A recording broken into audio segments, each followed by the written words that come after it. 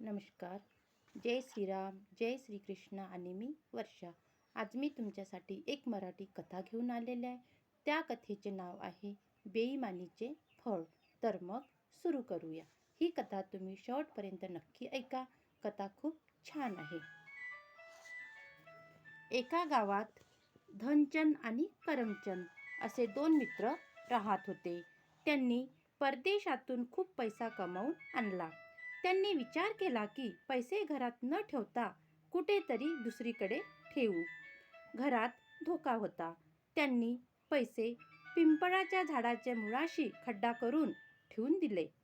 त्या दोघांमध्ये ठरले की जेव्हा पैसे काढायचे असतील तेव्हा दुसऱ्याला सोबत घेऊनच काढायचे. करमचंद भोळा होता, इमानदार, चांगला होता. तर धनचंद हा बेईमान होता. तो दुसऱ्या दिवशी येऊन पैसे काढून घेतले आणि तो निघून गेला. त्यानंतर तो करमचंदकडे गेला आणि म्हणाला, चल काही पैसे आपण काढून आणू.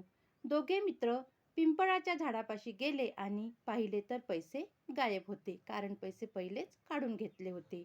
धनचंदने काहीही न बघता पटकन करमचंदवर आरोप घेतला की पैसे तू चोरले आहेस. दोघांमध्ये भांडण झाले. ही गोष्ट राजापर्यंत पोहोचली. राजाने सांगितले, उद्या पिंपळाच्या साक्षी नंतरच निर्णय होईल. इमानदार करमचंदने विचार केला की ठीक आहे, पिंपळ तर देव आहे, तो का खोटा बोलेल. धनचंद पण खुश झाला.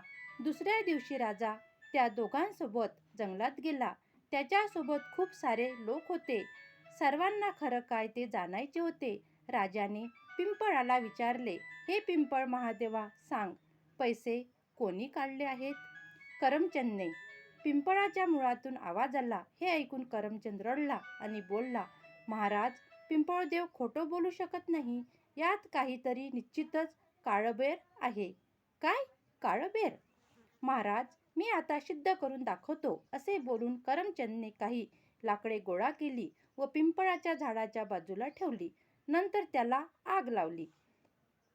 अरे बापरे, वाचवा, जळलो. पिंपळाच्या झाडाच्या खोडातून आवाज आला. राजाने शिपायांना आदेश केला, जो कोणी आहे त्याला बाहेर काढा. शिपायांनी लगेच खोडात बसलेल्या एका माणसाला बाहेर काढले. त्याला बघून सर्वजण आश्चर्यचकित झाले. ते धनचंदचे वडील ज्ञानचंद होते. आता राजाला सगळं कळलं. त्याने ज्ञानचंद आणि धनचंदला पकडून तुरुंगात टाकले आणि त्याच्या घरातून पैसे आणून करमचंदला दिले. सोबतच त्याचा प्रामाणिकपणा सिद्ध झाल्याने त्याला आणखी भरपूर पैसे दिले. पापी आणि बेईमानासोबत एक दिवस असेच होते. ते स्वतःचा पैसाही गमावतात आणि बदनाम पण होतात. त्याने जर इमानदारीने दोघं मिळून पैसे घेतले असते तर त्यांचा पाप किंवा त्यांचं दुष्कर्म किंवा त्यांचा खोटेपणा सुद्धा समोर आला नसता आणि दोघांमध्ये प्रेमसुद्धा वाढले असते. त्याची खरी बेईमानी समजून आली. अशी ही मराठी कथा इथेच आपण संपवूया. तर मग तुम्हाला आवडली असल्यास चॅनलला सबस्क्राईब करा, लाईक करा आणि इतरांना सुद्धा शेअर करा. धन्यवाद.